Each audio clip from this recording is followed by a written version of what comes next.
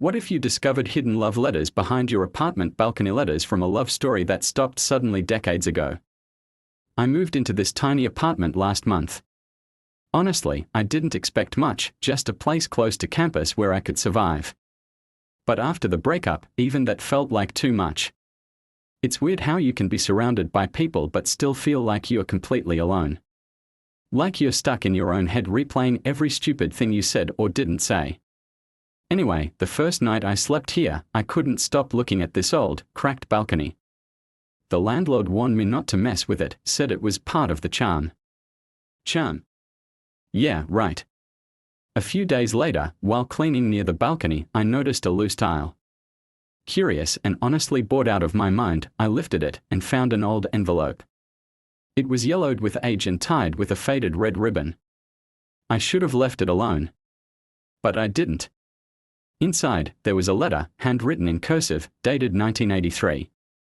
My dearest Anna, it started. I sat down right there and read the whole letter. It was from a guy named James, writing to his love, Anna. He talked about missing her during a long trip, promising he'd come back to her soon.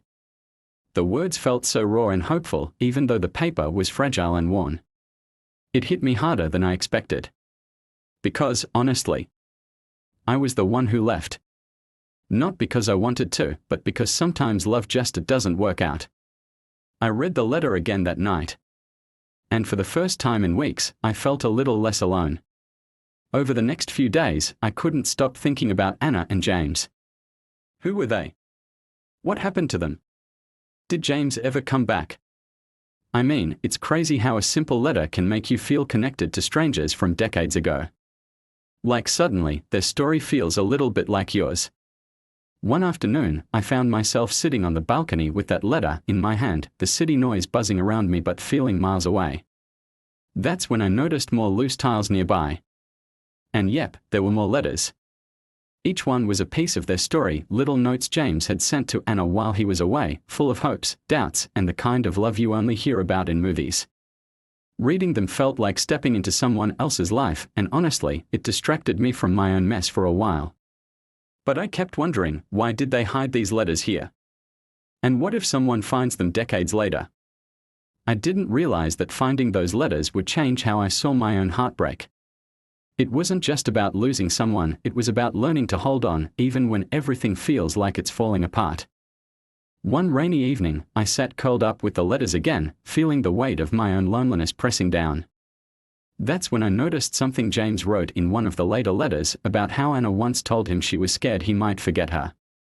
And how he promised he never would, even if it took a lifetime. It made me think about my own fears, the things I never said before walking away. Maybe, I thought, love isn't just about being together. Maybe it's about holding on to the hope, even when you're apart. For the first time in a long while, I felt a tiny spark inside me. The apartment didn't feel quite so empty anymore. I folded the letters gently and tucked them back beneath the tile, knowing I'd keep reading their story. Because somehow, Anna and James' love felt like a lifeline. And maybe, just maybe, it could help me find my own way back to hope. The next morning, I woke up feeling strangely curious, like I needed to know more about Anna and James. So, I started searching online for anything about them or the building's history. Turns out, the apartment had belonged to a woman named Anna Carter back in the 80s. And James was her fiancé. Their story wasn't just about love, it was about loss, sacrifice, and tough choices. From the letters, I pieced together that James was drafted into the military right after they got engaged. He promised Anna he'd come back as soon as he could, but the war dragged on longer than anyone expected. Anna waited, day after day, sitting by that same balcony, clutching every letter like it was a lifeline. But then the letters stopped. No explanation. No goodbye. Just silence. It was like their whole world froze in that moment, waiting for something that never came. Reading all this, I couldn't help but feel a deep ache, not just for them, but for myself. Because maybe, just like Anna, I was waiting too. Waiting for closure, waiting for answers, waiting for a sign that everything would be okay. I started writing again, something I hadn't done since high school. I wrote a letter to myself, reminding me to be patient, to keep hoping, and to trust that someday things would get better. It felt stupid at first. but as the words flowed, I realized it was exactly what I needed. As days passed, I got obsessed with those letters. I even started imagining what Anna's life must have been like, her mornings waking up, the smell of her coffee, the way she probably stared at that balcony, hoping for James. I found one letter where James wrote about a small cafe they loved in the city. He described the corner table where they sat, the way the sunlight hit her hair, and how every moment with her felt like magic. It was so vivid, I swear I could see it. One night, after reading that letter, I decided to go looking for that cafe. It was still there, tucked in a quiet street, with faded yellow walls and tiny wooden chairs. I sat at that corner table, letter in hand, feeling connected to two people I'd never met. And I thought about how love can exist in so many forms, memories, words, even in places. I started to realize that Anna and James weren't just a story from the past. They were a reminder. A reminder that waiting doesn't always mean giving up. That sometimes, love stretches across time and space in the most unexpected ways. That night, I wrote another letter, this time addressed to James and Anna, thanking them for sharing their story, for giving me hope when I needed it most. A few days later, something unexpected happened. I found a letter that was different from the others, no handwriting, no ink, just a typed page. It looked newer, maybe from the 90s or 2000s, and it wasn't from James. It was from Anna. She wrote about how she finally stopped waiting. How the silence from James had broken her heart but didn't erase the love they shared. She explained that she moved away after a few years, started a new life but kept the balcony and the letters hidden, her way of holding onto a piece of that past. Anna said she hoped whoever found the letters would understand what love really means. It's not just about being together, it's about carrying someone in your heart, no matter where life takes you. Reading that letter, I felt a strange comfort.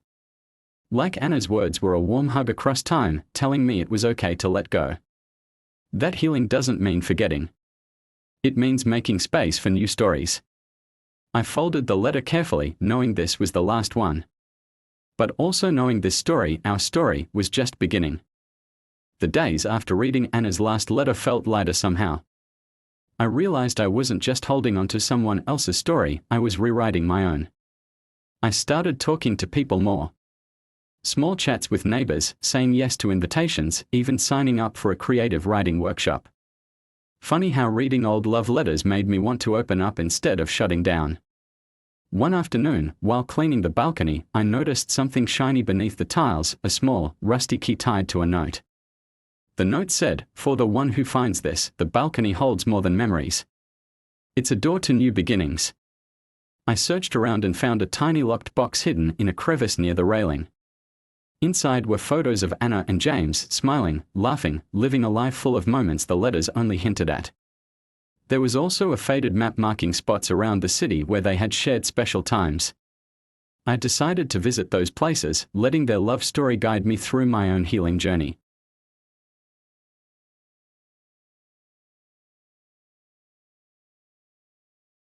Maybe I'll never know what happened to James.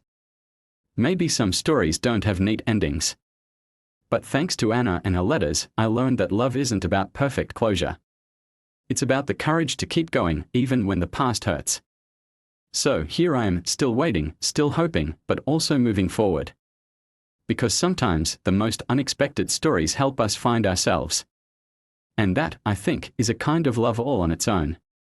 With every step, I felt less like a girl broken by heartbreak and more like someone ready to trust again.